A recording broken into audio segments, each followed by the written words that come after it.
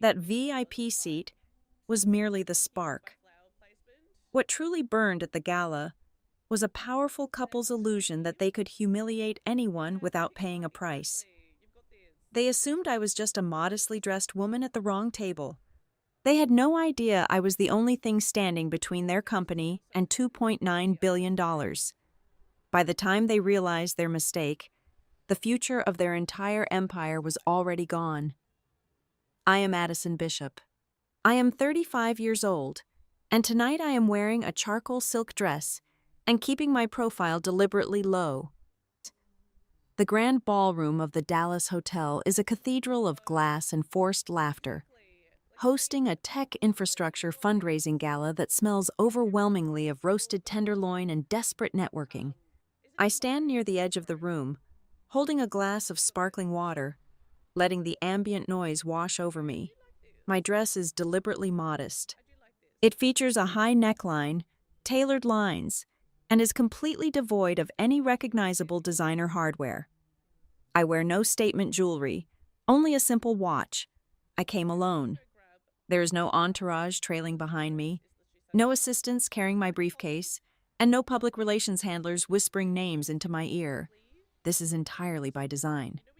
I want to see how the executive leadership of Peregrine Volt Systems behaves when they believe no one of consequence is watching.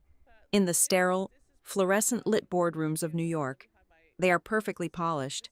But out here in the wild, fueled by champagne and the intoxicating scent of their own impending wealth, the mask tends to slip. As the Senior Director of Capital Governance at Ashcroft Meridian Partners, I am the final gatekeeper. My pen stroke is the only thing required to authorize the opening disbursement of a $2.9 billion acquisition and partnership deal between my fund and their company. They know the name Ashcroft Meridian. They know the name A, Bishop from the endless email chains and the final signature lines, but very few of them know my face. I prefer it that way. The string quartet in the corner finishes a hollow rendition of a pop song, signaling that dinner is about to commence. I pull out my phone and pull up my secure digital invitation. It contains a uniquely generated routing code that bypasses the general reception lines. I walk past the chaotic seating charts near the entrance and move deliberately toward the center of the room, where the light from the massive crystal chandeliers hits the tables with a blinding intensity. I find the primary VIP table. It is positioned directly beneath the spotlight, right in front of the stage. The arrangement is precise. I walk around the heavy velvet-backed chairs until I find seat number 4. Right there. Resting against the gold-rimmed charger plate is a heavy cardstock name tent, embossed in black ink, Bishop. It is positioned immediately to the left of the seat reserved for Graham Kincaid, the Chief Executive Officer of Peregrine Volt. The seating arrangement is purely functional. Immediately following his grand speech announcing our partnership tonight, he is scheduled to sit down, and I am scheduled to hand him the final executed addendum. I pull out the chair, smooth the skirt of my dress, and sit. I place my small clutch on the table next to my water glass. Inside that clutch is a heavy fountain pen and the authorization document. I have barely had time to take a sip of water when the atmosphere shifts. It is a subtle change in the air pressure, accompanied by the clinking of heavy diamond bracelets and the overpowering scent of a bespoke floral perfume. Vivian Kincaid has arrived. The wife of the chief executive officer descends upon the table like a monarch returning to her throne. She is flanked by 3 other women, a Greek chorus of high society charity board members, all wearing varying shades of metallic gowns and identically practiced smiles. Vivian herself is striking, wrapped in emerald green satin, her hair meticulously styled to look effortlessly windswept. She stops abruptly. Her eyes lock onto me. The practiced smile vanishes, replaced instantly by a sharp, calculating glare. She looks at my unbranded charcoal dress, my bare neck, my simple hairstyle. I can see the mental arithmetic happening behind her eyes. In less than 2 seconds, she has processed my net worth, my social standing, and my usefulness to her. She has graded me as a 0.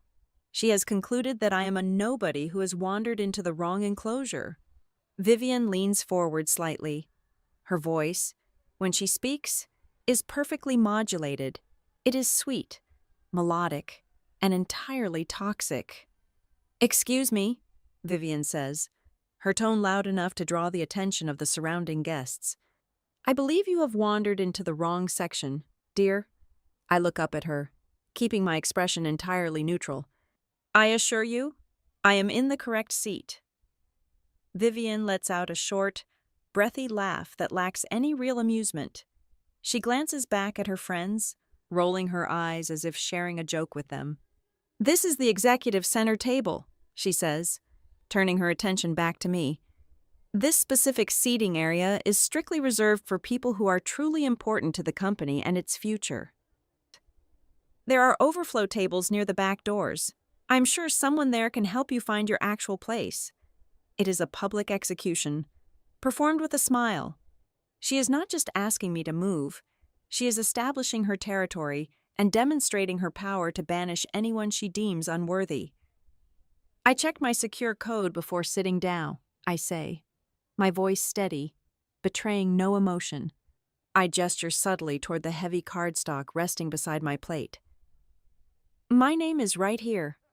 Vivian does not even lower her gaze to look at the card. The physical evidence of my right to be there is irrelevant to her. What matters is her perception of the hierarchy. "I do not care what that piece of paper says," she snaps, the honey dropping entirely from her voice. There has obviously been a clerical error. "Someone like you does not belong at this table. You are making the other guests uncomfortable. Now, I suggest you stand up and leave before this becomes an embarrassment for you." An interesting thing happens then. A sudden cold clarity washes over me. I do not feel anger. I feel the quiet thrill of a hunter watching the prey step willingly into the trap. I slowly shift my gaze away from Vivian to observe the other early arrivals at the table. To my left is a prominent venture capitalist. Across from me is a partner from a major law firm. There are perhaps 6 or 7 people within earshot who possess immense wealth and corporate power. I wait for one of them to intervene. I wait for one of them to suggest that we check with the event coordinator, or perhaps simply offer a polite de-escalation. No one says a word. Instead, they watch. They lean back in their chairs, sipping their expensive champagne, their eyes fixed on the confrontation. They are not uncomfortable with Vivian's blatant cruelty. On the contrary, they are entertained. They are eagerly waiting to see the modestly dressed stranger be humiliated and discarded. It is a sport to them, a minor theatrical performance before the first course is served. Vivienne, sensing the silent support of her peers, decides to escalate. She raises her hand and snaps her fingers sharply in the direction of the perimeter. A young man wearing a headset, clearly the floor manager for the event staff, rushes over immediately. He looks terrified. "Mrs. Kincaid, how can I help you?" he stammers. Vivian points a manicured finger at me. "This woman is refusing to vacate a reserved executive seat. Remove her name card from this table immediately, and find out which idiot on your team allowed her past the velvet ropes." The floor manager turns pale. He looks at me, then down at the table. He hesitates for a fraction of a second when he sees the printed name. But the sheer force of Vivian's glare breaks his professional training. He reaches out, his hand trembling slightly, and snatches the card reading A, Bishop, right off the table. He crushes it into his palm and steps back, lowering his head in submission. The erasure is complete. With a single command, she has deleted my identity from the table.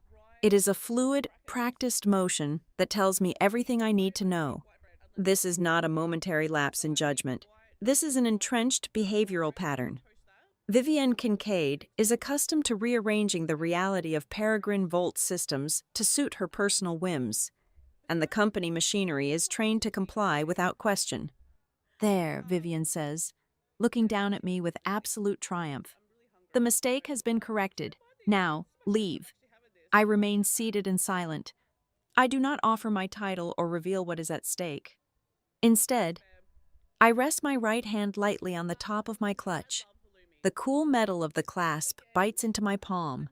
I look around the table one more time, making deliberate eye contact with the venture capitalist, the law partner, the complicit floor manager, and finally, Vivian Kincaid herself. I am memorizing their faces. I am recording every micro-expression, every smirk, every silent endorsement of this abuse of power. They think they are participating in a minor act of social gatekeeping. They have no idea that they have just walked into a governance audit, and every single one of them is failing spectacularly. The tension at the table thickens, transforming from gleeful anticipation to a heavy, suffocating awkwardness. I sit perfectly still, breathing evenly, letting the silence stretch out, waiting for them to make their next catastrophic mistake. The suffocating weight of the room begins to press inward. Vivienne realizes her initial command did not produce the immediate, panicked retreat she expected. Her perfectly sculpted eyebrows twitch, just a fraction of an inch, betraying a flicker of genuine irritation beneath the glossy veneer. She does not step back. Instead, she leans closer, invading my physical space, her bespoke floral perfume now cloying and heavy in the air. She raises her voice. It is a calculated projection, designed to carry over the gentle hum of the string quartet and the clinking of heavy silverware from the adjacent tables. "This gala is an exclusive event," Vivian announces, addressing the surrounding chairs as much as she is addressing me. "It is certainly not a place for low-level employees to learn how to play investor for the evening. We have strict protocols for a reason." The venture capitalist to my left shifts in his seat, a small, amused smirk playing on his lips. Across the table, a woman draped in an absurd amount of diamonds leans forward. This is Celia Broder, Vivian's closest confidant, and an enforcer in this petty social hierarchy. "Really, darling," Celia says, her voice dripping with condescension. She looks me up and down, her eyes lingering on the absence of a wedding band on my left hand. "Which law firm do you actually serve? Or are you just someone's +1 who got hopelessly lost on the way to the coat check?" I keep my hands folded quietly in my lap. I keep my title to myself. I do not mention the fund I represent, or that my signature controls the acquisition they are all here to celebrate. I want to see the absolute bottom of this well. I want to witness exactly how far this rampant abuse of power will extend when they believe I have zero institutional shield to protect me. From the corner of my eye, I catch a slow, sweeping movement. The event organizers have hired a professional media team, and one of their heavy broadcast cameras mounted on a sleek mechanical arm is panning gracefully across the ballroom floor. The glowing red tally light indicates it is actively recording. It is broadcasting a live feed to the massive screens flanking the main stage and streaming directly to the corporate landing page for thousands of shareholders to witness. The lens glides toward our table precisely as Vivian makes her next move. Dissatisfied with my continued silence, she reaches out and snatches the crumpled name card back from the paralyzed floor manager. With a sharp, aggressive slap, she flattens it face down against the crisp white tablecloth. She then wraps her manicured fingers around the stem of my crystal champagne flute and shoves it roughly toward the absolute edge of the table. The golden liquid sloshes violently, spilling a few cold drops onto the fabric. It is a physical dismissal, a blatant pantomime of eviction performed right as the high-definition camera locks onto our position. I remain completely still. The camera operator pauses the mechanical arm, sensing the unnatural tension, capturing the raw tableau of the furious executive wife towering over the silent, seated guest. Vivian's patience evaporates entirely. The polite, high society facade shatters into pieces, leaving only raw, ugly entitlement. She snaps her head toward the perimeter of the room and signals frantically. "Security," Vivian commands, her voice cracking slightly with unhinged rage. "Remove her! Right now!" This is the exact moment the invisible line is crossed. What started as an arrogant display of social dominance has instantly escalated into a forced physical coercion, and it is happening in front of dozens of direct, highly influential witnesses. A heavy-set man in a dark tailored suit steps out from the shadows near the stage curtain. He is Trent Maddox, the head of corporate security for the hosting company. He moves with the brusque authority of a man who is used to handling messy situations quietly and violently, but there is nothing quiet about this. He approaches my chair, his face a tight mask of grim determination. He does not ask me to leave. He does not offer a polite inquiry or ask to see my credentials. Trent Maddox reaches down and firmly grips my left elbow, his thick fingers digging hard into the silk of my dress. The sudden physical contact sends a jolt of ice through the surrounding crowd. Vivian stands tall, her chest heaving slightly, victorious. She looks down at me, her eyes flashing with pure venom. "If you want to be the main character tonight," she sneers, ensuring her voice carries clearly to the adjacent tables, "at least buy the right class of ticket." The atmosphere in the room changes from amused observation to predatory excitement. All around the restricted section, I see the subtle, synchronized movement of hands reaching into suit jackets and sequined evening bags. Guests are pulling out their mobile phones. Dozens of screens illuminate the dim space like tiny, harsh spotlights. They are hitting record. None of them are stepping forward to intervene. None of them are questioning the legality or the ethics of a corporate security chief laying hands on a seated guest at the direct behest of a spouse who holds no official title. They smell a massive scandal, and they want to own a piece of it. Their collective silence is no longer just awkward. It has become a frightening, active accomplice to the assault happening right in front of them. I look down at Trent Maddox's thick fingers gripping my arm. Then I look up, past him, directly into Vivian's triumphant eyes. I finally speak. My voice is very soft, barely above a whisper, yet it cuts through the ambient noise with absolute, terrifying precision. "You should take your hand off my arm," I say, my tone devoid of any fear or panic. "Before this gets extremely expensive." Vivian stares at me for a fraction of a second before letting out a sharp, dismissive laugh. It is the cold, hollow sound of someone who believes she is entirely untouchable. She thinks it is a weak, desperate threat from a humiliated woman grasping at straws. She has no concept of the financial avalanche that is currently suspended precariously above her head. "Pull her up," Vivian snaps at the security chief, dismissing my warning entirely. Trent Maddox tightens his grip and shifts his weight, planting his boots firmly into the carpet, preparing to physically haul me out of the seat. Before he can exert the necessary upward force, a sudden, chaotic commotion erupts from the direction of the main entrance hallway. Heavy footsteps pound against the floorboards. "Trent, drop your hand right now."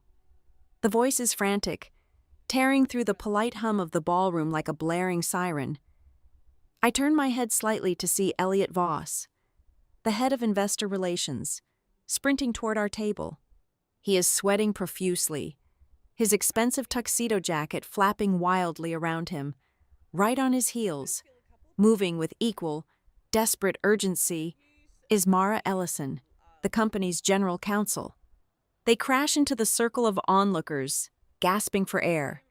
Elliot's face is completely drained of color. He looks as though he has just witnessed a fatal car crash. Mara Ellison's eyes dart wildly around the scene.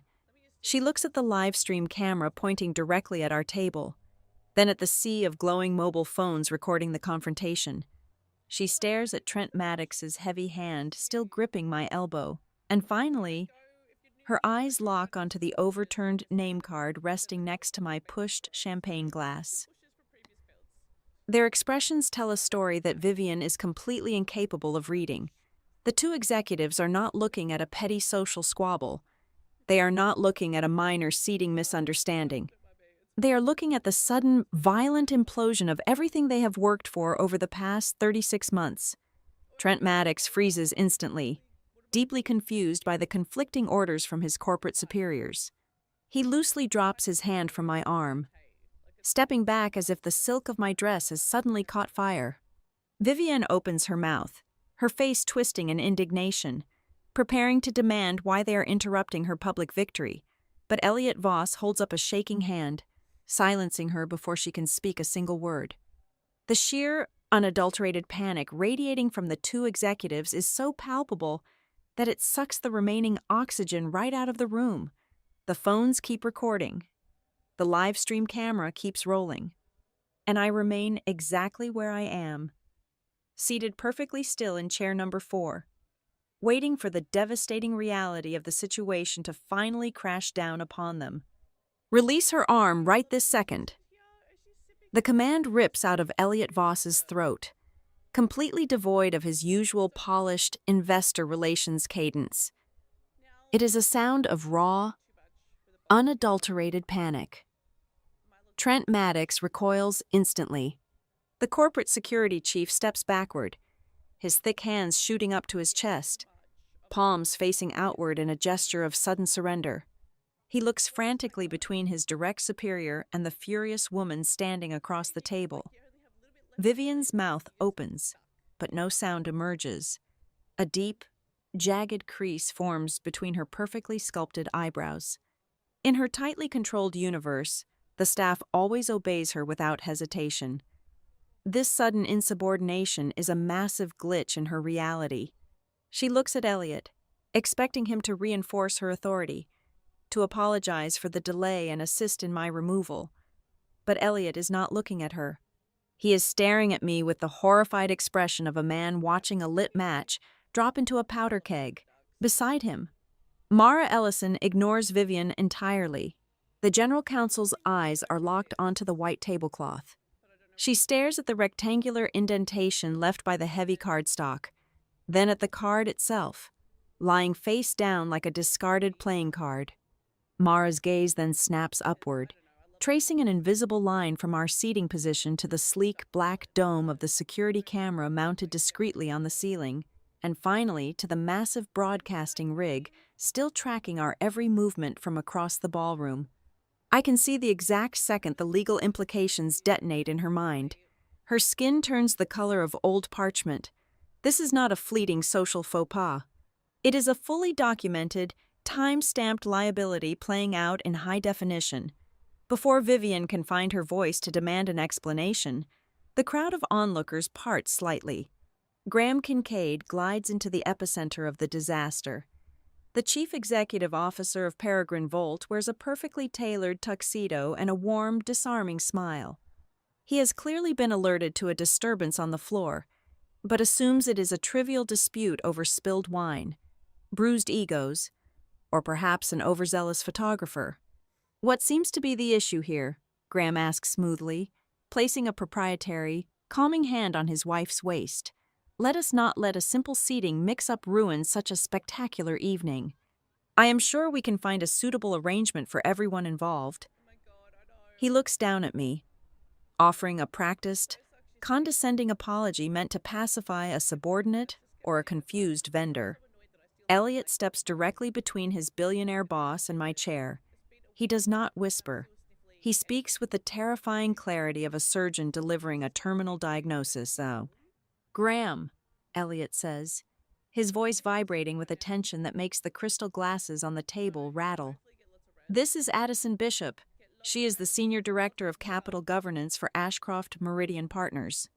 She is the person holding the final approval to unlock our $2.9 billion disbursement.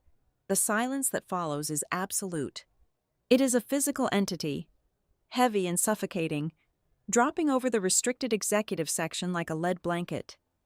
The gentle hum of the string quartet in the background suddenly sounds absurdly loud. The transformation of the surrounding audience is instantaneous and brutal. The venture capitalist to my left, who had been smirking just moments ago, suddenly finds the geometric pattern of the carpet utterly fascinating. Celia Broder, who had loudly questioned my employment status, physically shrinks back into her chair, the blood draining from her face so fast she looks ill. The glowing mobile phones that were eagerly recording the scandal are slowly, sheepishly lowered into laps and sequined evening bags. The people who were laughing and waiting for my humiliation are now desperately avoiding eye contact with me, terrified that I might remember their faces when the financial slaughter begins tomorrow morning. Vivian stands completely frozen. Her hand, previously resting triumphantly on her hip, drops limply to her side. She stares at me, her eyes wide, struggling desperately to process the information. She understands the number, 2.9 billion, but her brain, wired for decades of unchecked privilege and sycophancy, cannot reconcile that massive sum with the quiet, unassuming woman she just tried to physically throw out of the room. She is stunned, trapped in a state of cognitive dissonance. Yet the true, apocalyptic magnitude of the catastrophe has not fully breached her defenses. She still thinks this might just be an embarrassing social error she will have to fake her way through with a forced apology and a gift basket later. Graham's survival instincts kick in. The warm, patronizing smile vanishes instantly, replaced by a mask of rigorous, desperate crisis management. He realizes immediately that the ballroom floor, surrounded by hundreds of peering eyes, rival investors, and active microphones, is a highly toxic environment. "Ms. Bishop," Graham says, his tone dropping an octave, projecting deep gravity and sudden deference. "Please accept my most profound apologies for this inexcusable confusion. If you would be so kind, there is a private executive lounge just down the hall. I would consider it a tremendous personal favor if we could step inside to clarify this misunderstanding away from the noise of the main floor." He is trying to reclaim control of the narrative. He wants to contain the blast radius before the shockwave hits the financial press. I do not nod. I simply pick up my clutch from the table and stand. The walk through the ballroom is an excruciating march. The sea of wealthy guests parts for us, completely silent, their eyes tracking our procession. Graham leads the way, his posture rigid. He is followed closely by a hyperventilating Elliot, a visibly shaken Mara, and a silent chief financial officer, Dean Holloway, who materialized from the crowd just as my title was announced. Vivian trails behind them, her steps stiff, her eyes darting nervously as she finally registers the cold stares of her peers. The heavy oak doors of the private hotel lounge close behind us with a solid, echoing thud. The sudden absence of the ballroom chatter makes the room feel like a sensory deprivation chamber. The space smells faintly of expensive leather and stale cigars. There is a long mahogany conference table in the center of the room. I walk to the head of the table and take a seat. I do not invite anyone else to sit down. They stand before me like defendants waiting for a verdict to be read. I do not raise my voice. I do not display a single ounce of anger, indignation, or humiliation. I simply look at the general counsel. "I have exactly 3 questions," I state, my voice perfectly level, stripping all emotion from the room. "First, is the event out there currently being live-streamed to the public?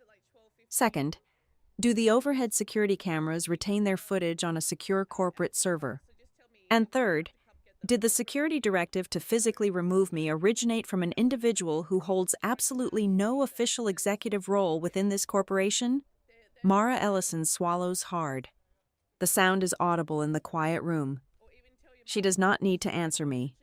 The terror in her eyes provides all the confirmation I require. At the far end of the table, Dean Holloway drops his heavy leather briefcase onto a side chair. His hands are shaking violently as he snaps the brass locks open. He pulls out a massive, 2-inch thick binder containing the finalized acquisition contracts. He flips frantically through the dense legal pages, the sound of tearing paper echoing sharply. He stops roughly 3/4 of the way through the binder, his trembling finger tracing a specific, densely worded paragraph. "Oh God," Dean whispers. The chief financial officer looks up, his face entirely ashen. Graham steps closer, his polished composure finally cracking. "What is it?" "Dean, talk to me right now." "It is a clause in the secondary governance appendix," Dean says, his voice breaking. "A section almost everyone skips over during the final legal review. the executive conduct and influence trigger. Read it, I command quietly. Dean clears his throat, but his voice remains thin and panicked. It stipulates that the investing entity retains the absolute right to unilaterally halt all scheduled capital disbursements if the public behavior of any person exerting significant influence over the company exposes material governance risks or structural liabilities. Graham turns sharply toward his general counsel, desperation bleeding into his voice. Mara can. They actually enforce a multi-billion-dollar termination based on a seating dispute. Mara looks directly at her boss, abandoning any pretense of corporate loyalty. She is a lawyer protecting her own professional license now. It does not require them to prove malice, Graham, Mara explains, her words dropping like heavy stones onto the mahogany table. The clause only requires a documented behavior, a behavior with a clear, demonstrable link to the operational power structure of the company, a behavior that possesses the potential to negatively impact the reputation and stability of the commercial agreement. She has the live stream footage. She has the security logs. She has dozens of witnesses. The trigger is entirely valid. The room descends into a profound, suffocating silence. The cold reality of the situation settles over the executives like winter frost. The $2.9 billion lifeline they spent years negotiating, the capital meant to secure their legacy, is currently resting entirely on the edge of a knife. And the person holding the handle of that knife is the woman they just tried to violently erase from their presence. I slowly lean forward. I place my hands flat on the polished wood of the table. I look past the terrified lawyers, past the hyperventilating financial officer, and directly into the eyes of the chief executive officer. This was never about a seat, I say, the words slicing through the heavy air with surgical precision. I just witnessed exactly how this company distributes its power outside of the official organizational chart. The mahogany room is silent, heavy with the realization of what has just transpired. But my mind is completely detached from the panic radiating across the table. Instead, I find myself grounded in a reality far removed from the plush carpets of this Dallas hotel. I'm thinking about Pittsburgh. I grew up in the shadow of steel mills that had long since stopped burning. In a neighborhood where the air always tasted faintly of rust and exhausted possibilities. My father was an industrial electrician. He spent 30 years pulling thick, heavy voltage cables through the suffocating, grease-stained guts of manufacturing plants. He came home every night with hands calloused into rough leather and shoulders permanently stooped from carrying the literal weight of the city's power grid. My mother was a bookkeeper for a small, perpetually struggling auto parts distributor. She spent her evenings at our scuffed kitchen table, illuminated by a single harsh bulb, fighting brutal battles over margins of a few pennies, ensuring the ledger balanced so the delivery drivers could get their paychecks on Friday. From them, I learned the fundamental architecture of the world. I learned that the executives standing on the polished stages do not keep the lights on. They do not keep the machines running. The quiet people, the invisible workers who turn the wrenches, audit the daily receipts, and absorb the friction of the daily grind, are the only reason the entire system does not collapse into catastrophic ruin. You respect the quiet people. You respect the unseen structure. That philosophy did not soften when I entered the ruthless arena of corporate finance. It hardened into a weapon. Before I was recruited by Ashcroft Meridian Partners, I spent 5 grueling years working in risk management for a massive manufacturing conglomerate headquartered in Ohio. During my 3rd year, I watched a $500 million merger completely disintegrate within the span of 72 hours. The failure was not caused by a sudden economic downturn, a flawed financial projection, or an unpredictable shift in global tariffs. It imploded because the executive leadership suite willfully ignored a series of tiny, seemingly insignificant ethical red flags on the factory floor. They turned a blind eye to supervisors cutting corners on safety protocols to save 10 minutes on a shift. They promoted managers who bullied the quality assurance inspectors. They believed their sheer arrogance and market dominance could indefinitely outpace the consequences of their toxic culture. They were spectacularly wrong.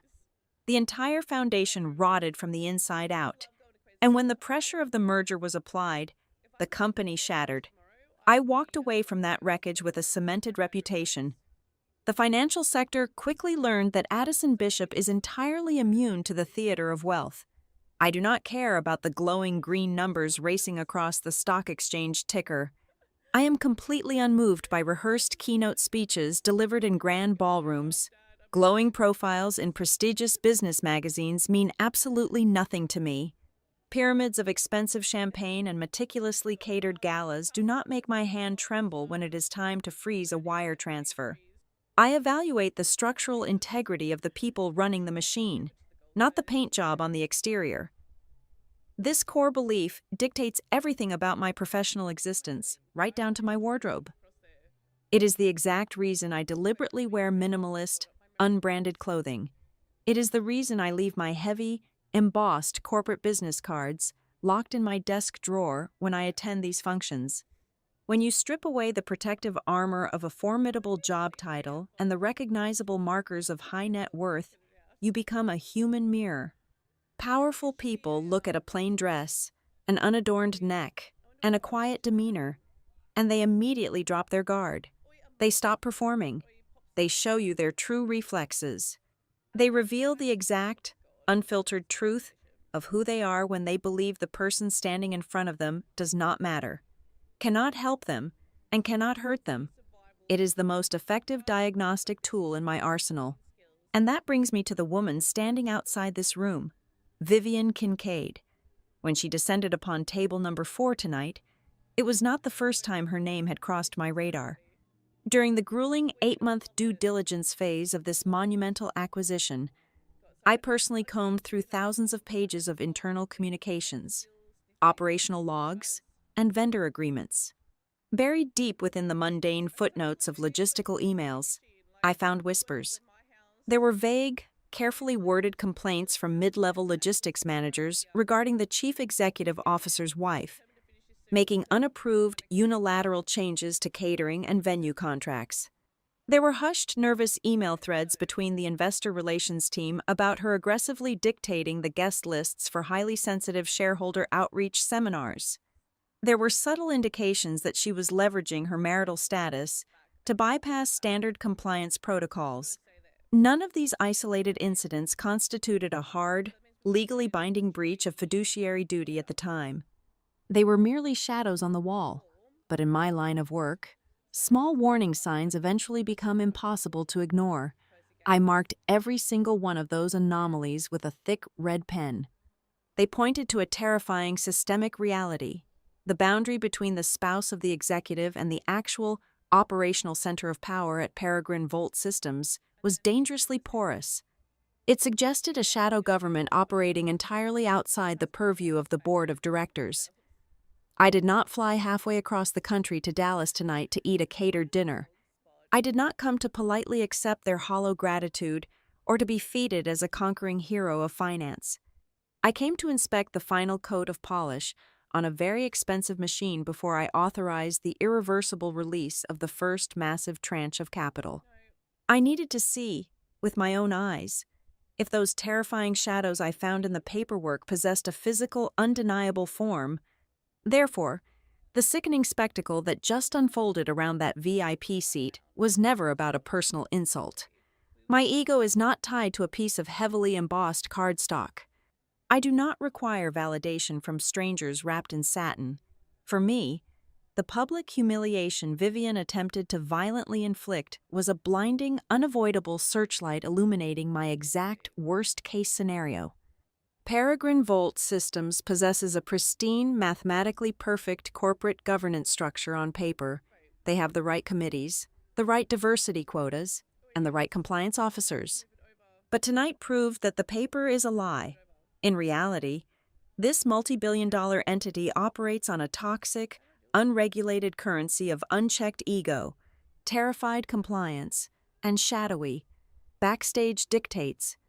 It is a company where a person with absolutely zero legal authority can snap her fingers and force the chief of corporate security to lay hands on a silent guest. I look back at the men sitting around the mahogany table. Their expensive suits look suddenly too large for them. They are waiting for me to scream, to demand a public apology, to ask for someone to be fired. They do not understand that the anger they expect is a luxury I discarded years ago. As the silence stretches into its second agonizing minute, I hear my father's voice echoing over the low, steady hum of the hotel air conditioning. I see him wiping the heavy, dark grease from his cracked hands with a shop towel at our kitchen table, leaning forward to tell me the truest thing I have ever known. "Addison," he would say, his voice rough but incredibly gentle. "If someone treats another person poorly, simply because they think that person is unimportant, the problem is not about a lack of politeness. It is about a lack of humanity. It is about their fundamental nature. And nature, my girl, never changes just because the stakes get higher." I left the mahogany room without offering them a single word of comfort. The heavy door clicked into its frame behind me, securely sealing their panic inside. I walked straight to the private elevators, bypassing the glittering remnants of the Gala entirely, and rode up to my hotel suite. The night was no longer mine to control. The structural infection had finally been exposed to the open air, and my only remaining task was to sit back and observe the fever spike. The moment I entered my room, I discarded my clutch on the desk, opened my encrypted laptop, and initiated a secure communication link with Russell Dane. As the senior managing partner at Ashcroft Meridian in New York, Russell was the only person above me in the approval chain. He appeared on the screen wearing a dark suit, sitting in his office despite the late hour. "Walk me through the detonation," Russell said, his voice clipped and highly analytical. I delivered the sequence of events with absolute clinical precision. I stripped away every ounce of personal grievance. I detailed the seating arrangement, the public dismissal, the physical coercion by corporate security, and the immediate panic of their legal counsel. Russell absorbed the information without a single change in his facial expression. He operates purely on the metrics of risk and exposure.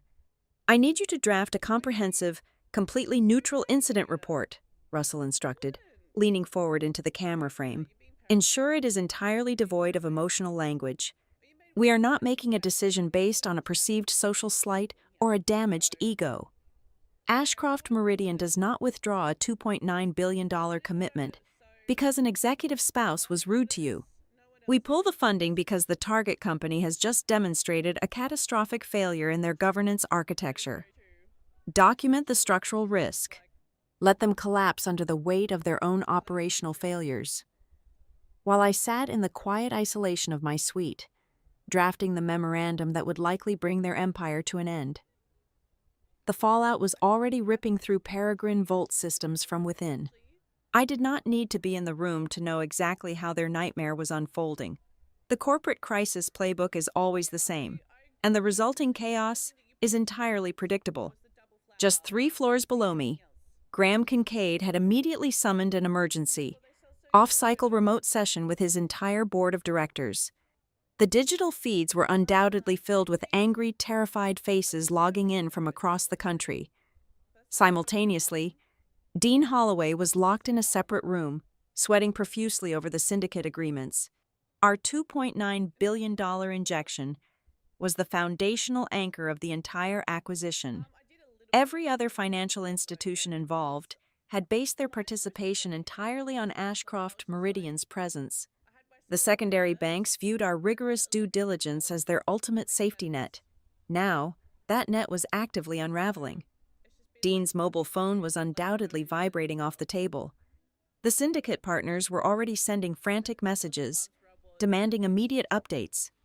They wanted to know if the deal was remaining intact, or if a specific event had just occurred that would activate their own unilateral withdrawal clauses.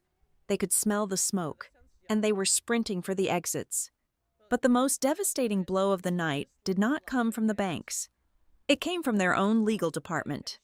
Mara Ellison had sequestered herself in a temporary office down the hall from the boardroom.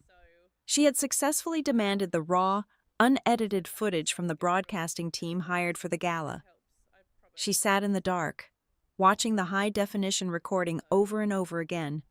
As a seasoned corporate attorney, she was looking for a viable defense strategy. Instead, she found the exact opposite. Mara realized that the visual evidence was far worse than she had initially anticipated. Vivian Kincaid had not merely acted like a belligerent socialite. The camera clearly captured Vivian issuing direct, highly specific operational commands to the event staff and the chief of security. She was pointing fingers, dictating the removal of authorized personnel, and commanding company resources with the absolute authority of a de facto chief operating officer. The footage proved that the staff did not hesitate. They followed her illegal orders seamlessly, indicating this was a deeply ingrained chain of command. Up on the emergency board call, the directors were plunging into a vicious civil war. The internal factions were tearing at each other. The board members, fiercely loyal to Graham, wanted to treat the entire disaster as a massive public relations failure. They proposed drafting a heavily sanitized press release, framing it as a highly regrettable misunderstanding, and issuing a swift public apology to contain the narrative. The opposing faction, however, saw the lethal trap hidden beneath that strategy. If the company officially apologized for Vivian's actions, they would be legally acknowledging that she possessed the capacity to act on behalf of the corporation. They would be admitting that the chief executive officer's wife held undocumented, unregulated influence over company operations. It was a legal paradox they could not survive. The arguments grew louder, but Elliot Voss abruptly silenced the entire board with a single, terrifying piece of intelligence. "The narrative is already gone," Elliot announced, his voice echoing through the conference speakers. He revealed that several key guests seated in the immediate vicinity of the confrontation were actual representatives of the very same auxiliary investment funds Dean Holloway was trying to pacify. Those representatives had quietly slipped out of the ballroom doors the exact moment the security chief grabbed my arm. They had witnessed the systemic failure firsthand. The rumors were already burning through the private financial channels, moving infinitely faster than any corporate press release could hope to travel. The walls were rapidly closing in on them. At exactly 11:45, my mobile phone lit up on the desk next to my laptop. The caller identification displayed Graham Kincaid's private number. I let it ring 3 times before sliding my finger across the screen to accept the connection. "Ms. Bishop," Graham said. His voice was completely stripped of its former arrogant polish. He sounded hollowed out, entirely exhausted by the last 3 hours of brutal reality. "I am asking you for a brief window of time.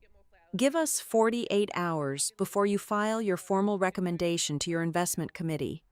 Let me fix this. Let me correct the perception of what happened tonight."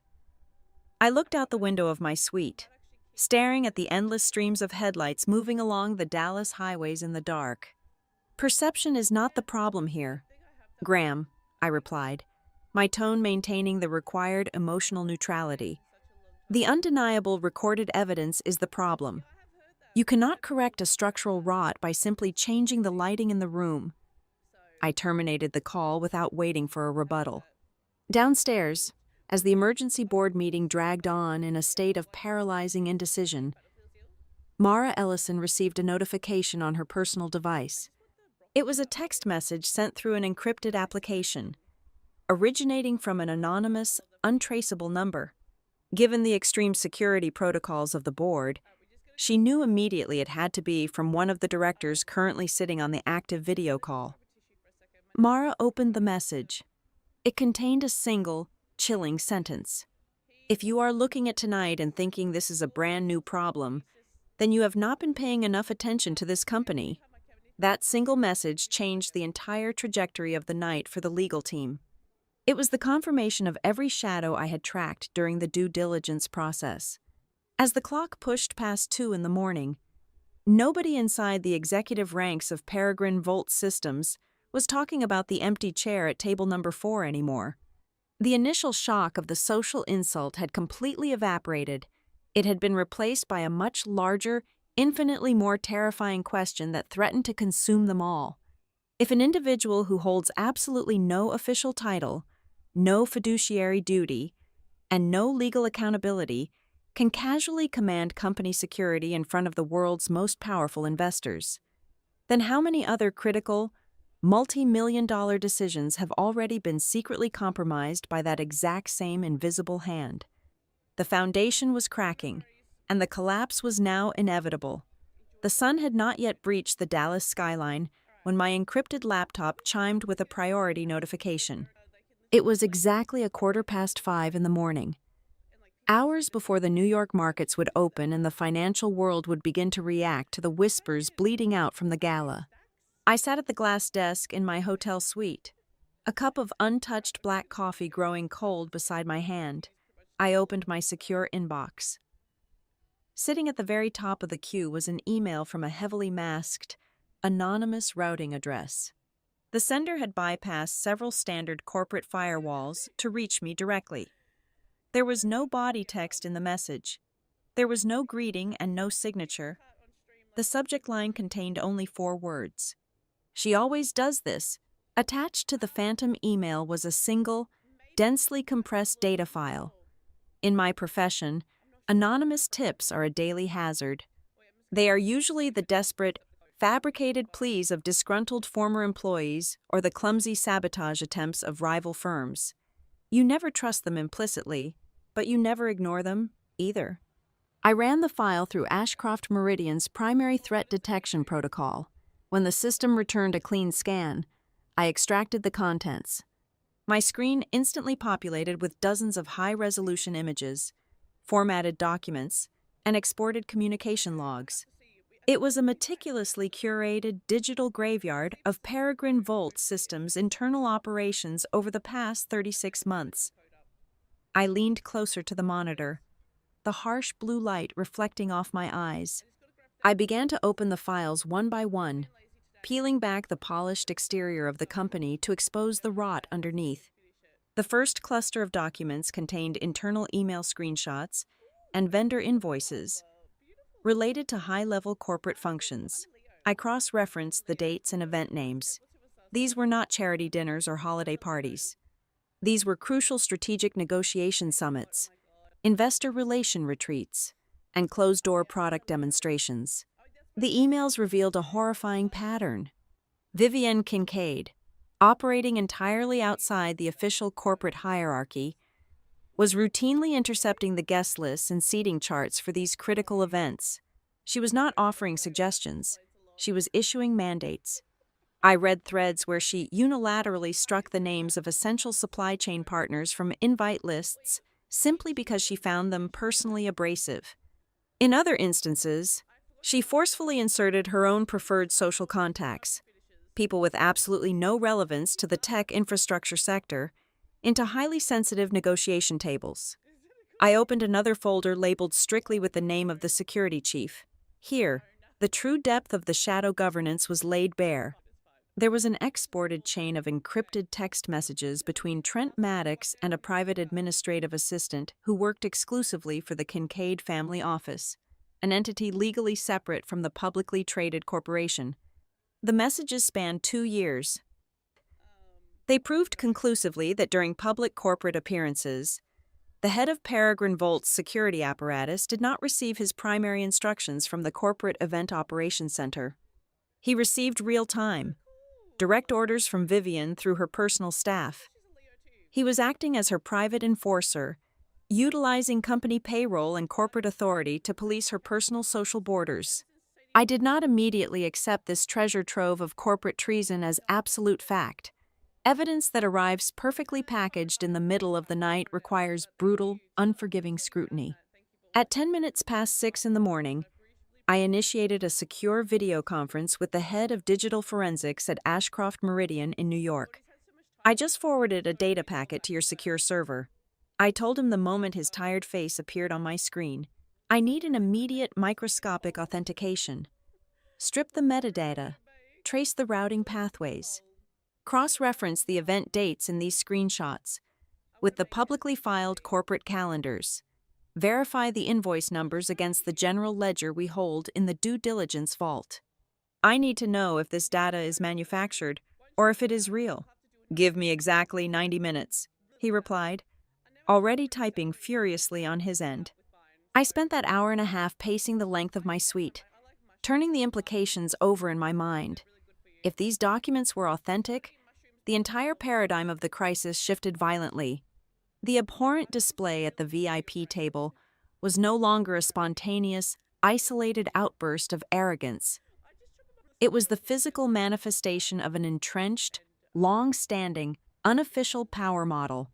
It meant the chief executive officer had surrendered operational control of his own company's borders to an unelected, unvetted individual who carried zero fiduciary responsibility to the shareholders.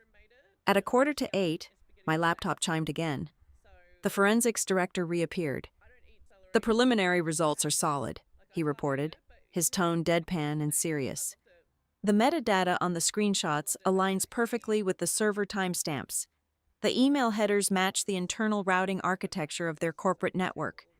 The billing codes on the catering and venue invoices match the exact alphanumeric sequences in the ledgers they provided to us last month. The probability of this being a fabricated dossier is virtually zero. You have a massive governance breach on your hands. I thanked him and closed the connection. I returned to the files, my eyes scanning the remaining documents with renewed intensity. Deep within a subfolder containing communications from over a year ago, I found an email that forced the breath from my lungs. It was a message from Vivian to the former head of investor relations, demanding the removal of a prominent female founder of a Midwestern logistics firm from an intimate strategic dinner. Vivian's written justification was stark, cruel, and entirely devoid of any business logic. "Take her off the list," the email read. "She dresses like a regional sales manager. She does not look like someone who brings money into the room." The phrasing was a chilling echo of the contempt I had personally absorbed just a few hours prior. The prejudice was systematic. The arrogance was institutionalized. My phone rang. It was Russell Dane, calling from his office in Manhattan. "I received your incident report," Russell said immediately, "and I just reviewed the forensic authentication of the anonymous data drop you forwarded. This completely alters our position. Addison." "It does," I agreed quietly. "If these internal records hold up under a formal legal challenge, we are no longer looking at a simple case of poor executive leadership or a toxic corporate culture," Russell stated, his voice devoid of all warmth. "This is a profound governance deviation. If a spouse can dictate who sits at a negotiation table and command corporate security to enforce her personal biases, it distorts the entire decision-making process of the firm. It means their board of directors is either entirely complicit or completely blind. Neither scenario is an acceptable risk for a $2.9 billion capital injection." As I disconnected the call with Russell, the screen of my mobile phone lit up with an incoming call from Graham Kincaid. It was his fourth attempt since dawn. I finally answered. "Addison," Graham said, his voice ragged, betraying a sleepless night of profound panic. "Please, I am begging you, let us meet before the markets open. Just the two of us. We can grab a coffee in the lobby. We can find a way to compromise on this. I can offer you personal guarantees." His desperation was pathetic, entirely disconnected from the gravity of the situation.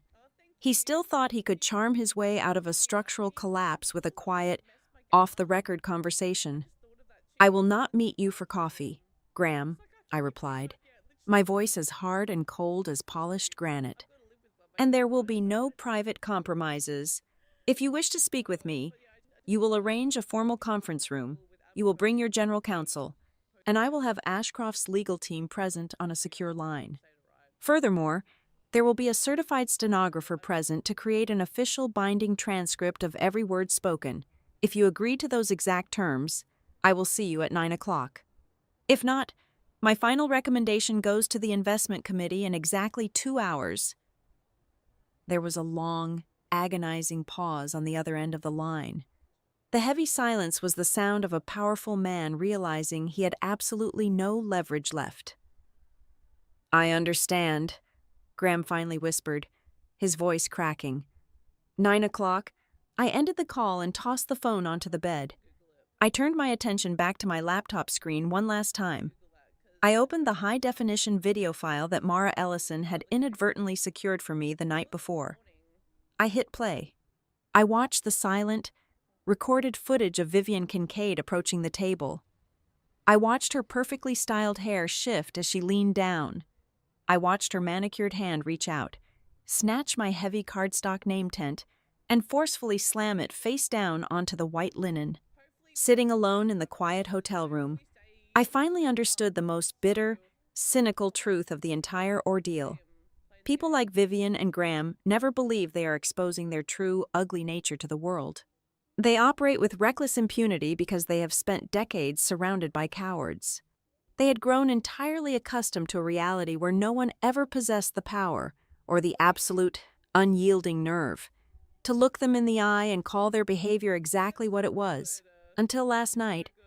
At exactly 9 o'clock in the morning, the heavy soundproof doors of the executive suite on the top floor of the hotel clicked shut, sealing us inside a sterile environment of polished mahogany and frosted glass. I took my seat at the absolute head of the long conference table. To my immediate right, a high-definition monitor displayed the unsmiling face of Russell Dane, observing the proceedings silently from his office in Manhattan via a secure, encrypted connection. Across the wide expanse of the table sat the leadership of Peregrine Volt Systems.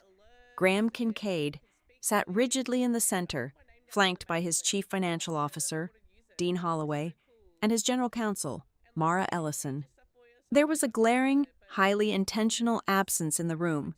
Vivian Kincaid had not been invited.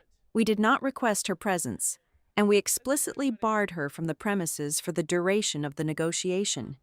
That omission hung heavily in the chilled air of the boardroom. It was a silent, profound humiliation that effectively stripped away her imagined corporate royalty.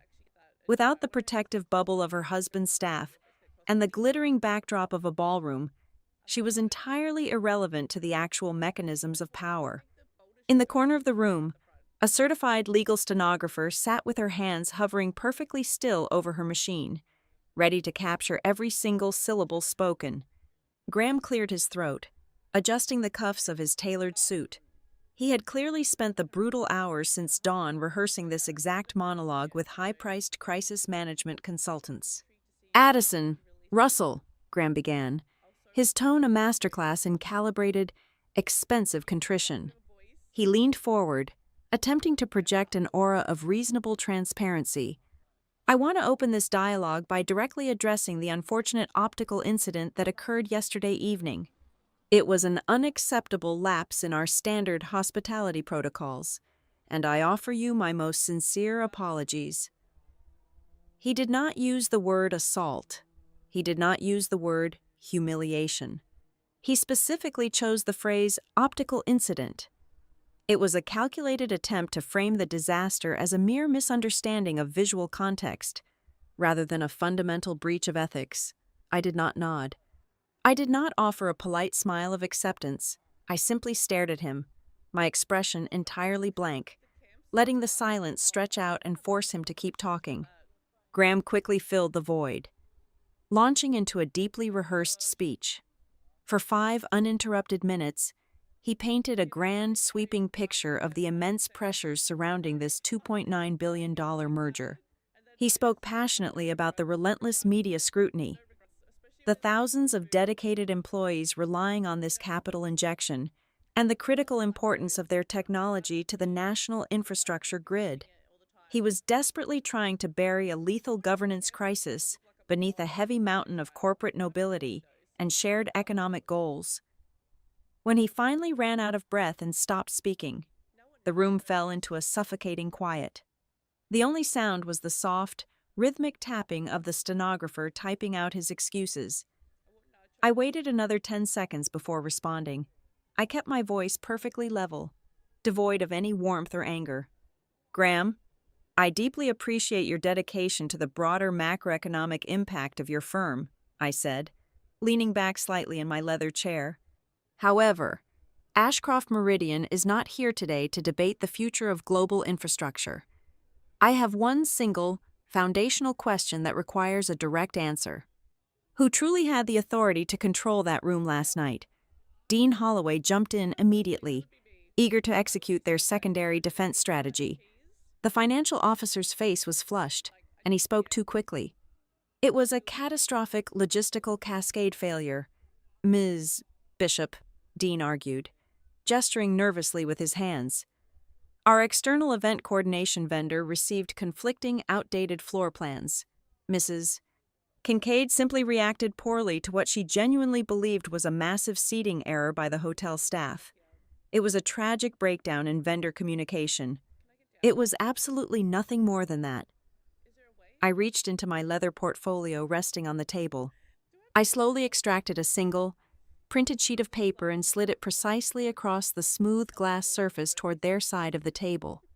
It was a hard copy of the encrypted text logs my forensic team had fully authenticated just hours prior.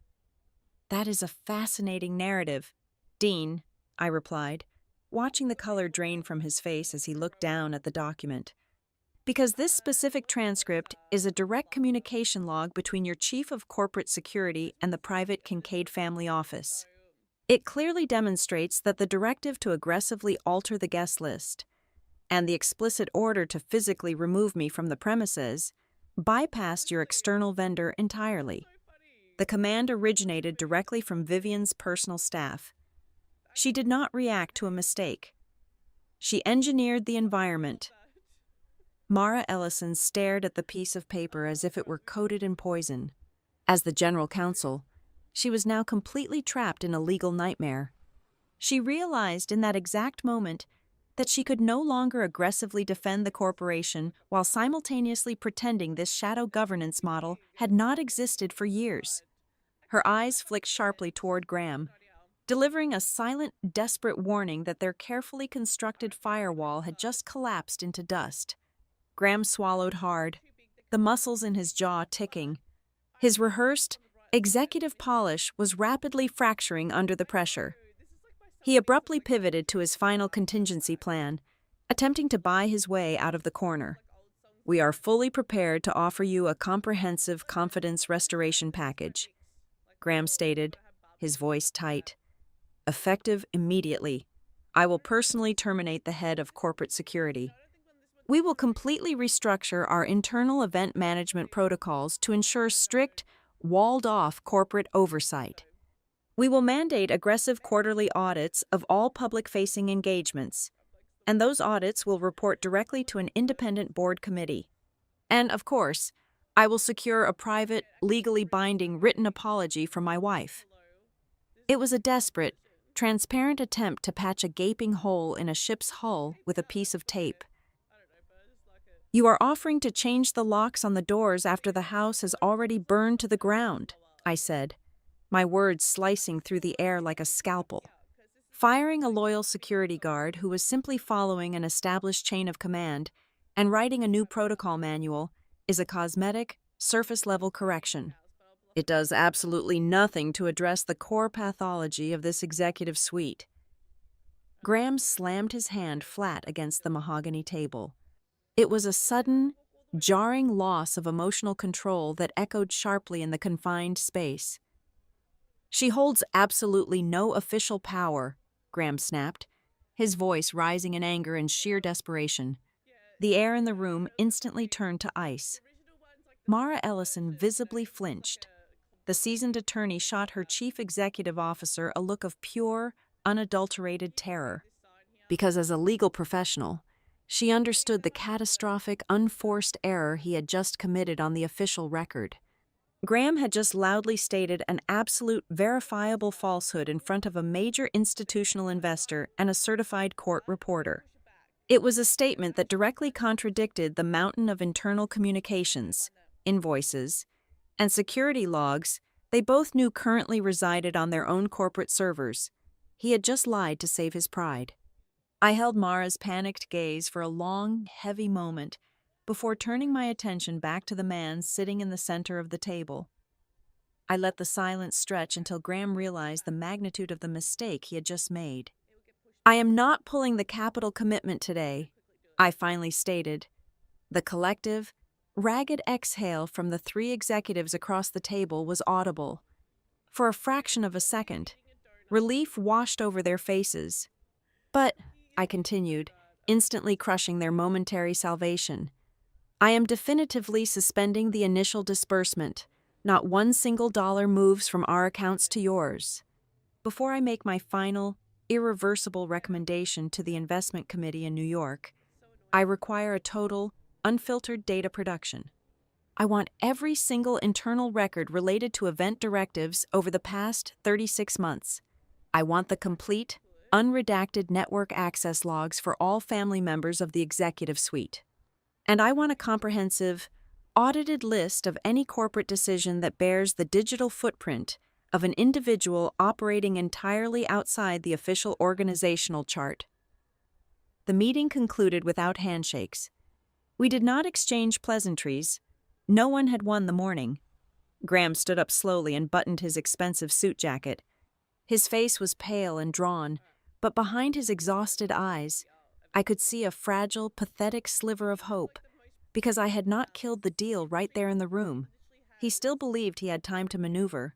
He believed he could return to his office, sanitize the internal records, intimidate the staff, and somehow survive the impending audit. I remained seated and watched him walk out through the heavy wooden doors, followed closely by his terrified executives. I felt no satisfaction, only cold certainty.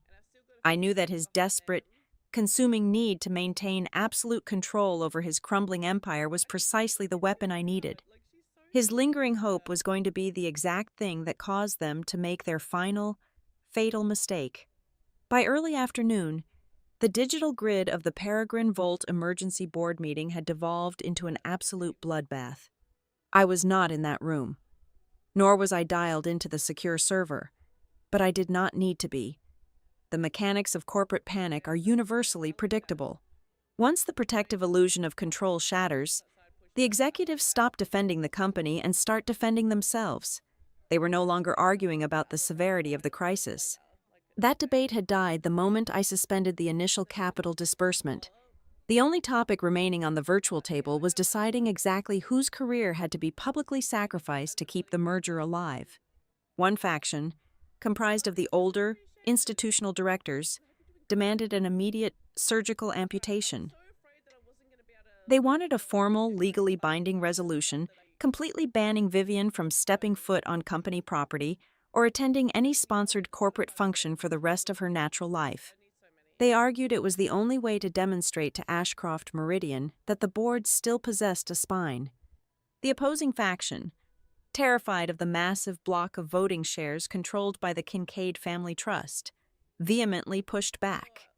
They warned that moving aggressively against the spouse would trigger a scorched earth retaliation from the chief executive officer, fracturing the entire shareholder foundation and sending the stock price into a catastrophic, irreversible freefall. While the board tore at each other through their webcams, General Counsel Mara Ellison was locked inside her office, quietly pulling apart the financial architecture of the Gala to fulfill my aggressive data demands. She was hunting for a clean, defensible paper trail. Instead, she struck a deeply toxic nerve. Through the preliminary document production exchanged between our legal teams, the true horror of their operational structure finally came into sharp focus. Mara discovered a series of heavily disguised wire transfers originating not from the corporate treasury, but directly from the private Kincaid family office. These payments were being routed to a boutique, unlisted agency officially categorized as a guest experience consultancy. It was a brilliantly deceptive title for a shadow operation. This private consultancy group, entirely funded by the executive family and completely hidden from the board of directors, possessed absolute, unchecked administrative access to the company database. They were the invisible hands altering the seating charts. They were the ones controlling the physical access list to the chief executive officer. Worst of all, they were actively filtering the institutional investors. deciding who was allowed into the inner circle based entirely on Vivian's personal, unregulated biases. The legal implications were staggering. It meant the entire system of shareholder relations and partner contact had been secretly privatized by the ruling family. They were using public company resources to build a private fiefdom. For an institutional investment fund like Ashcroft Meridian, which bases its entire risk model on absolute corporate transparency. This revelation was nuclear. I did not give them time to formulate a defense. Working in tandem with Russell Dane in New York, I drafted the ultimate legal trap and transmitted it directly to Graham's inbox. We demanded a formal, sworn letter of certification. The language of the document was brutal, airtight, and entirely uncompromising. It required Graham Kincaid, acting in his official capacity as the chief executive officer, to legally certify under penalty of fraud that absolutely no individual outside the official corporate structure had exerted any influence over the investor access protocols, the strategic negotiations, or the security directives at the Gala. It was a perfectly constructed binary dilemma. If Graham signed his name to that letter, he would be establishing a direct, legally binding contradiction to the authenticated network logs and the anonymous financial data we already possessed. He would be committing undeniable securities fraud to save his pride. But if he hesitated, if he refused to put his pen to the paper, it would serve as a total, voluntary confession that he had completely lost control of his own corporation. He was cornered, with no viable exit strategy that left him intact. The pressure inside their building reached a critical mass when Elliot Voss abruptly interrupted the ongoing board meeting. The head of investor relations looked as though he had not slept in a week. His voice echoed through the conference speakers, delivering a piece of intelligence that instantly silenced the warring directors. Two of the largest secondary auxiliary funds, the institutions positioned to provide the mezzanine financing to bridge the final gaps of the acquisition, had just officially frozen their internal compliance reviews. They had caught the scent of the blood in the water. They informed Elliot that they were halting all forward momentum, indefinitely, until Ashcroft Meridian issued a final, public ruling on the $2.9 billion commitment. The gravity of the situation finally settled over the board like a lead weight. Our massive capital injection was no longer just a source of funding. It had transformed into the singular vital signal of survival for their entire financial ecosystem. If I withdrew the anchor, the entire fleet would scatter, and the company would be left to drown in its own debt. Sitting alone in my hotel suite, staring at the flashing cursor on my laptop screen, the broader picture finally locked into place. The confrontation over the VIP chair had never been the primary disease threatening this merger. It was merely the first undeniable, public symptom. It was the crucial stress test that forced a deeply rotten structure to bear weight it could no longer support. The Gala was just the spark. The profound lack of ethical boundaries had provided the ocean of gasoline. Back in the Peregrine Volt boardroom, the silence stretching across the video conference was absolute. Graham Kincaid sat at the head of his massive, empty physical table, staring intently at the grid of faces on the large monitor mounted to the wall. He waited for one of his loyalists to speak up, to offer a clever legal maneuver, to suggest a back-channel negotiation tactic. He waited for someone to assure him that his authority was still absolute. No one spoke. Graham watched closely as, one by one, the highly paid members of his board of directors subtly shifted their gaze. They looked down at their desks. They looked at their phones. They stared blankly at their own keyboards. None of them would meet his eyes through the camera lenses. In that suffocating, heavy silence, the devastating reality finally crashed down upon him. For the first time in over a decade of unchecked, arrogant rule, he no longer controlled the narrative of his own life. The empire was slipping through his fingers, and he was entirely powerless to stop it. The air inside the corporate ecosystem of Peregrine Volt Systems had grown toxic, thick with the desperate, suffocating stench of self-preservation. Knowing that Ashcroft Meridian was rapidly leaning toward a total withdrawal of the capital commitment, the board members fiercely loyal to Graham Kincaid launched a covert, highly coordinated counteroffensive. They realized they could not erase the video footage, but they believed they could still manipulate the context. They began aggressively constructing a parallel reality. The strategy was classic corporate warfare. The whispers started bleeding out through industry back channels and carefully placed off the record conversations with financial journalists. The new narrative they were spinning was insidious. They were attempting to reframe the entire catastrophe by painting me as the aggressor. In their newly fabricated version of events, Addison Bishop was not a silent victim of an arrogant executive spouse. Instead, I was depicted as a deeply difficult, confrontational individual who possessed a fundamentally disruptive attitude. According to this revised history, the security chief and the event staff were simply overreacting to my hostility in a frantic attempt to maintain order at a high-stakes gathering. They were trying to turn a structural governance failure into a petty personality clash. Before noon, the depth of their moral bankruptcy was fully exposed. A notification flashed on my screen, signaling another encrypted transmission from the anonymous source inside their network. I opened the file. It was a drafted, heavily edited version of an internal corporate memorandum, scheduled to be distributed to their entire global workforce by the end of the business day. I read the polished paragraphs, my jaw tightening with absolute disgust. The memorandum was a masterpiece of cowardly misdirection. The executive leadership intended to publicly absolve Vivian Kincaid by pushing the entire weight of the scandal onto the shoulders of a 24-year-old seating arrangement manager. This junior employee, an entry-level coordinator who did not even have the clearance to be present on the ballroom floor when Vivian issued her illegal commands, was being positioned as the sole architect of the disaster. The draft claimed this young woman had grossly mismanaged the VIP routing codes and subsequently provided incorrect, highly stressful information to the chief executive officer's wife, thereby triggering the unfortunate optical incident. I leaned back in my chair, staring at the glowing monitor.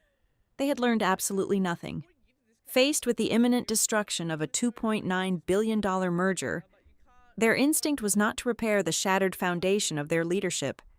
Their immediate, unfiltered instinct was to find a weaker, poorer, entirely defenseless person to crush beneath the rubble of their own mistakes.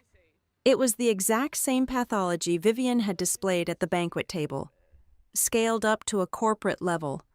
They were addicted to punching down. In New York, Russell Dane was actively preparing the final decisive meeting of the Ashcroft Meridian Investment Committee. As the lead director on the portfolio, the burden of the ultimate recommendation rested entirely on my shoulders. "We have 3 distinct pathways. Addison," Russell stated, his voice emanating crisply from the speakers of my laptop during our midday briefing. "We can hold our position and weather the public relations storm. We can initiate a strategic, 90-day delay to legally force a complete restructuring of their board and executive staff. Or we can execute a total termination of the contract based on the material breach of governance. The committee requires your formal as documented recommendation before the markets close today." "I will have my final directive ready for the committee within 3 hours," I replied, my voice devoid of any hesitation. Exactly 2 hours before my deadline, the final piece of the trap snapped into place. A secure email arrived from Graham Kincaid's legal department, containing the formal letter of certification I had demanded during our icy morning negotiation. I opened the digital document, analyzing every single syllable. Graham had actually signed it. His sweeping, arrogant signature sat at the bottom of the page, authenticated by a digital corporate seal. I read the text carefully. It was perfectly drafted, scrubbed entirely clean by a small army of desperate attorneys. It was too absolute.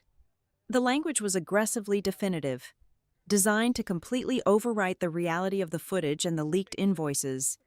Graham explicitly certified, under the severe legal penalties of corporate fraud, that absolutely no individual outside the formalized corporate structure possessed any access, influence, or authority over the internal coordination systems, the investor relations protocols, or the security directives of Peregrine Volt Systems. It was a blatant lie set down in writing. I immediately routed the signed certification to the head of our legal compliance division in Manhattan. I gave him a single, highly specific directive. Cross-reference the absolute claims in this signed document against the raw digital access logs we seized from their servers this morning, I ordered. I sat in the quiet isolation of my borrowed glass office, watching the traffic flow along the sun-baked concrete of the Dallas highway below, waiting for the forensic strike. It took Ashcroft's legal team exactly 45 minutes to find the fatal, undeniable fracture. Russell Dane initiated an emergency video link. He did not bother with a greeting. "We have the decisive evidence." "Addison," Russell said, his eyes hard and cold. "Our technicians ran the network access logs against the parameters of Graham's signed certification. We isolated a highly specific digital footprint. The private, off-the-books administrative assistant employed exclusively by Vivian Kincaid actively logged into the primary guest coordination system no less than 14 times during the week leading up to the gala. Furthermore, that specific account utilized an executive override code to manually alter the seating chart for table number 4. The trap had closed with brutal mechanical perfection. This was the binary nightmare that Graham Kincaid could not escape. It was the ultimate, inescapable paradox of his arrogant leadership. If Graham signed that official certification fully knowing that his wife's private staff possessed backdoor administrative privileges to the corporate database, he had just committed documented, prosecutable securities fraud in an attempt to secure a $2.9 billion the deal. Conversely, if he signed that document completely blind to the fact that his network had been compromised by his own family, it proved he was merely a hollow figurehead. It proved he was presiding over a massive, critical infrastructure company where the internal controls were routinely manipulated without his knowledge or consent. Both realities were equally fatal. A liar cannot be trusted with our capital, and a fool cannot be trusted to protect it. The trust was not just broken, it was entirely vaporized. I drafted a brief, meticulously worded email to Mara Ellison, copying Graham Kincaid and Dean Holloway. I requested a final, comprehensive conference call to commence at the very end of the business day. I mandated that the entire active board of directors, their legal counsel, and the executive suite be present on the line. I explicitly chose not to reveal the catastrophic evidence we had just uncovered. I kept the tone of my message strictly procedural, dry, and distinctly non-threatening. I needed the executives of Peregrine Volt to walk into that virtual room believing their fabricated certification letter had successfully pacified the threat. I wanted them to feel the false, intoxicating warmth of survival. I wanted them to genuinely believe they had successfully lied their way out of the abyss. Right up until the exact second I severed the cord, the sun began its slow descent over the Dallas skyline, bleeding a bruised, violent orange across the horizon. The glass walls of my office grew cold as the shadows lengthened over the tangled ribbons of the highway below. I stood by the window, entirely alone in the quiet space. I rested my right hand flat against the heavy, leather-bound dossier resting on the credenza. The thick stack of paper contained the undeniable, irrefutable proof of an empire's demise. All the residual anger from the previous night had completely evaporated, leaving behind nothing but a cold, clinical certainty. As I watched the endless stream of headlights cutting through the gathering twilight, I fully understood the gravity of the execution I was about to perform. The decision waiting in the next room was no longer about seeking personal revenge for a stolen seat. It was never truly about the chair. It was about standing as the final, immovable barrier against a corporation that had grown entirely accustomed to operating with absolute, unchecked impunity. It was about stopping a machine that believed the rules did not apply to them, and it was time to tear the machine apart. At exactly 5 o'clock in the evening, the secure digital conference room flickered to life. The high-definition grid populated across my monitor, displaying the faces of the most powerful people within Peregrine Volt systems.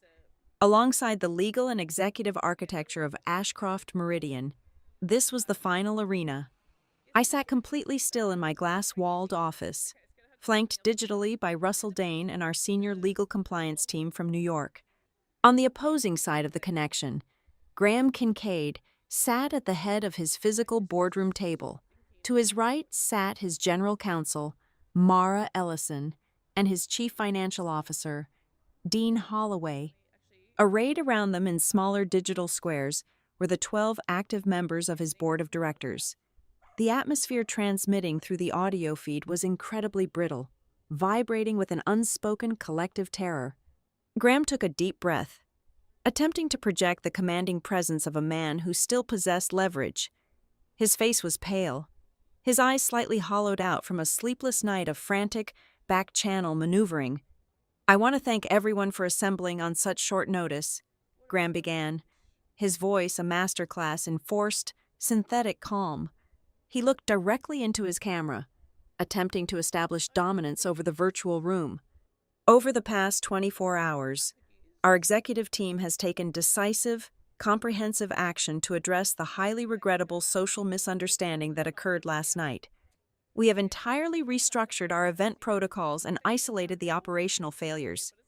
I am fully confident that we have sanitized the issue, and I look forward to Ashcroft Meridian continuing this partnership with us in the spirit of not allowing a minor interpersonal friction to destroy a grandiose shared vision for our infrastructure."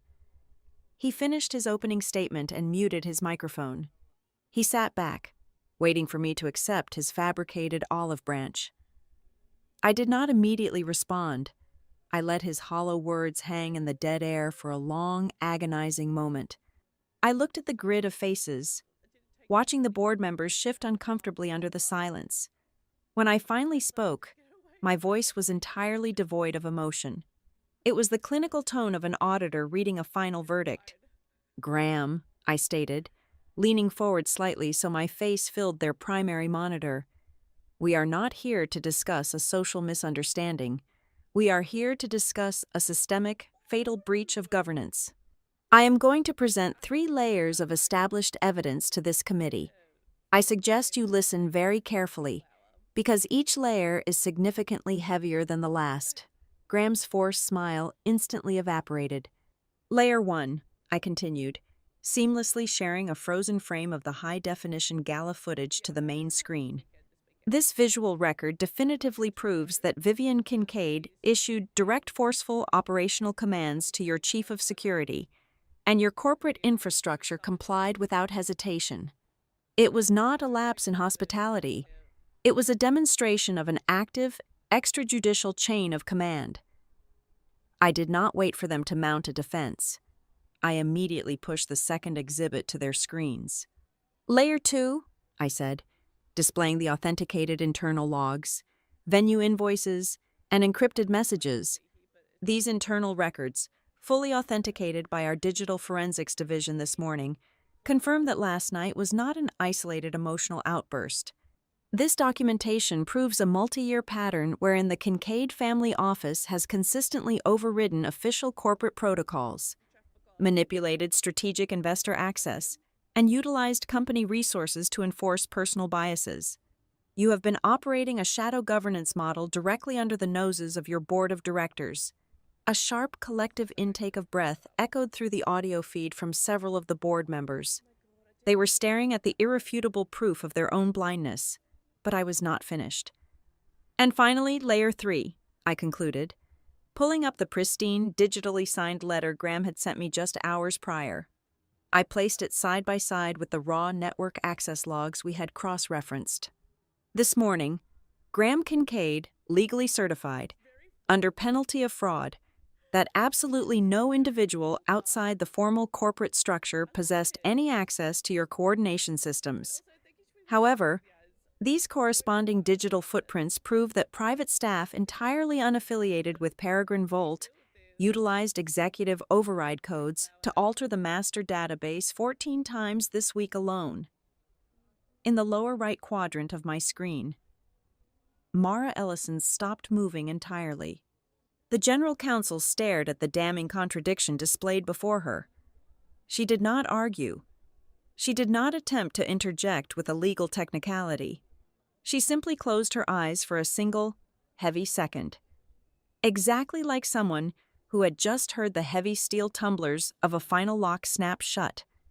She knew the game was completely over. Panic finally breached Graham's carefully constructed dam.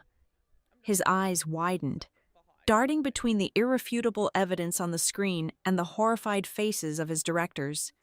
He scrambled forward, his chest hitting the edge of the boardroom table, desperately pivoting toward raw negotiation. "Addison, listen to me," Graham pleaded, his voice rising in pitch, completely abandoning his executive composure. "We can fix this right now. We can execute immediate, sweeping personnel changes. I will personally authorize a fully independent, third-party investigation into every single one of those logs. We can even agree to legally delay the closing of the acquisition by 90 days to allow Ashcroft to completely sanitize our entire internal process. Just tell me what you need to see." "I do not need to see anything else," I replied, my voice slicing through his frantic bargaining with absolute, freezing finality. "We invest in structure. Your structure has already answered for you." I held his desperate gaze through the camera lens, refusing to let him look away from the execution. "The fundamental issue here is no longer contained to an ugly incident at a gala," I explained, shifting my focus to address the entire board. "The risk has escalated exponentially. The chief executive officer just transmitted a signed, legally binding confirmation to a major institutional investor that directly contradicts the verifiable data living on his own servers. That is a material misrepresentation of corporate stability." I paused, letting the devastating weight of those words settle over the room, before delivering the final strike. "Therefore, acting under the explicit authority of the Executive Conduct and Influence Trigger, and invoking the clause regarding the absolute material accuracy of foundational statements, Ashcroft Meridian Partners officially terminates the entire $2.9 billion capital commitment.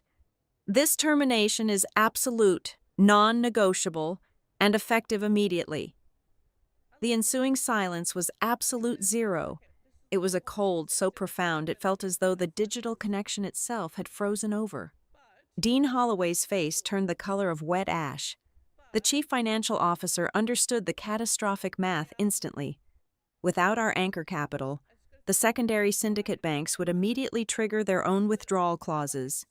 The entire financial architecture of their company was about to implode before the sun rose tomorrow. Suddenly, the audio feed erupted into pure chaos.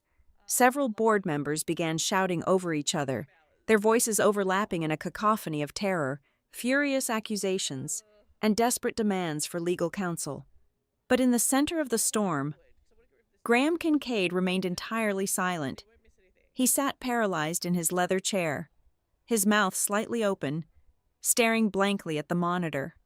He could not form a single syllable because he finally understood that there was no speech, no manipulation, and no amount of arrogant posturing that could possibly bridge the massive, multi-billion-dollar crater that had just opened up beneath his feet.